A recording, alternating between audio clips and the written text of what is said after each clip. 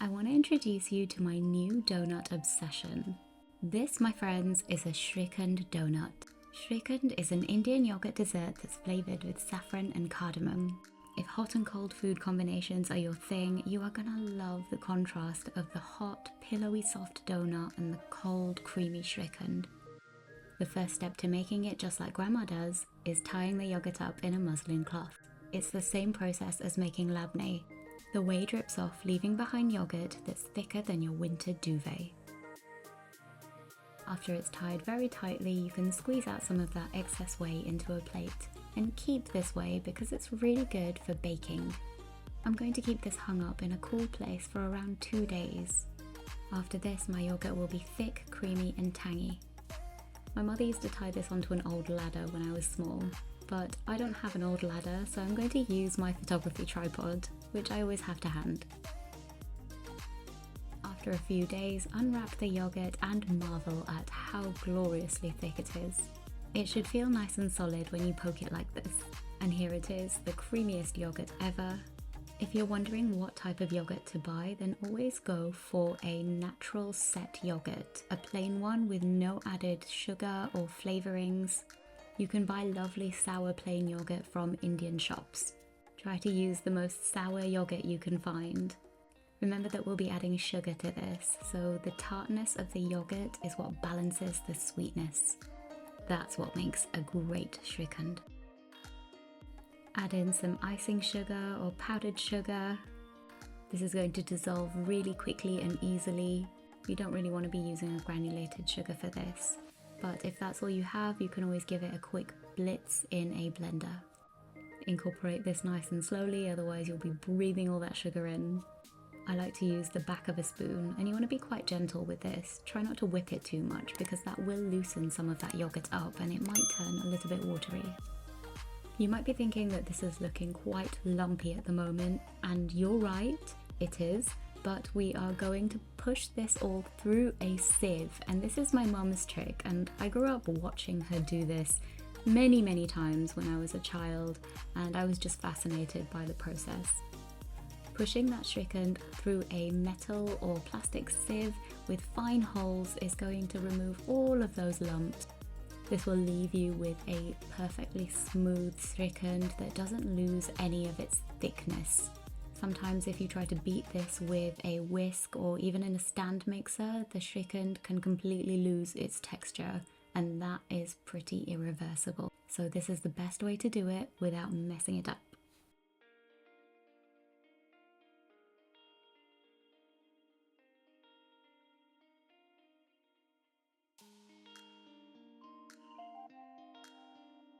This is so rich and creamy.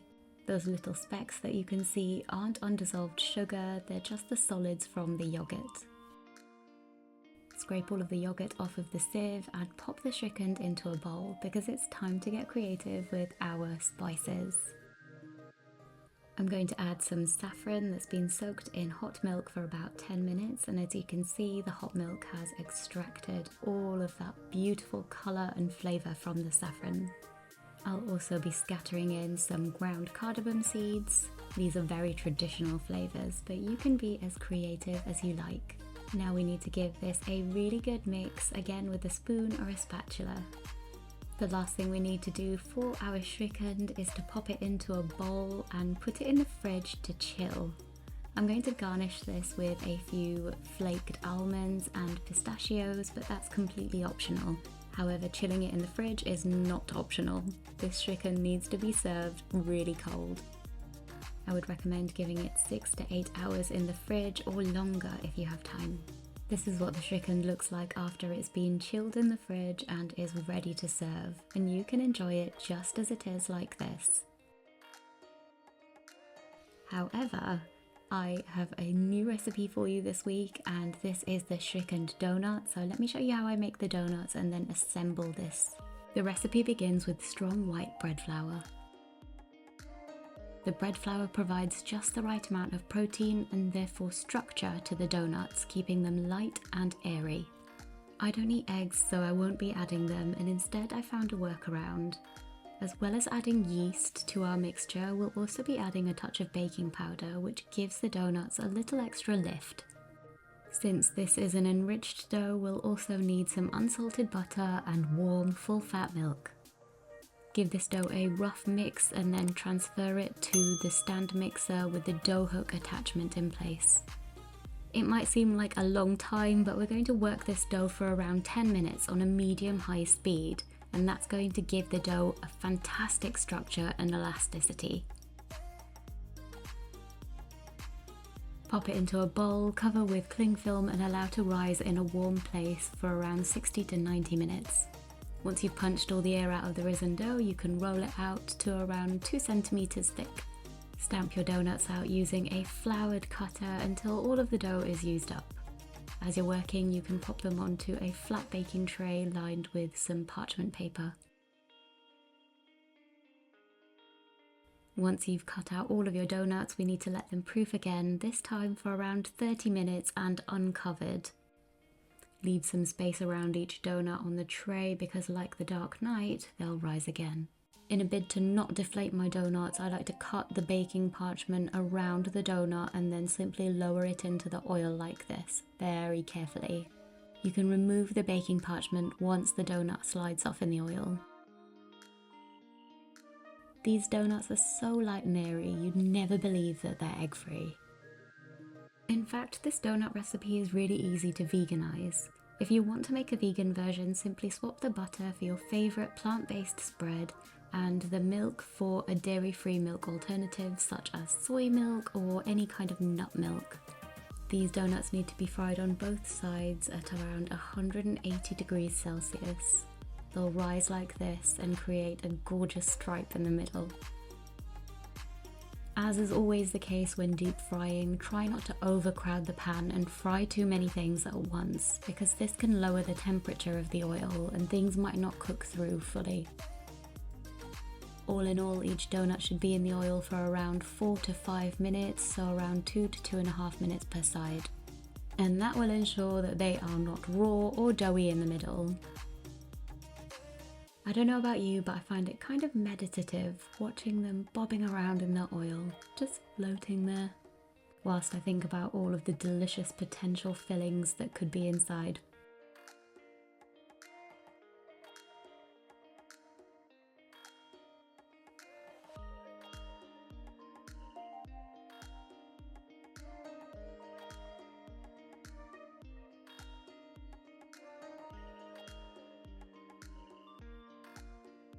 Now that all of our donuts are fried, we're going to let them cool down for around 5 to 10 minutes.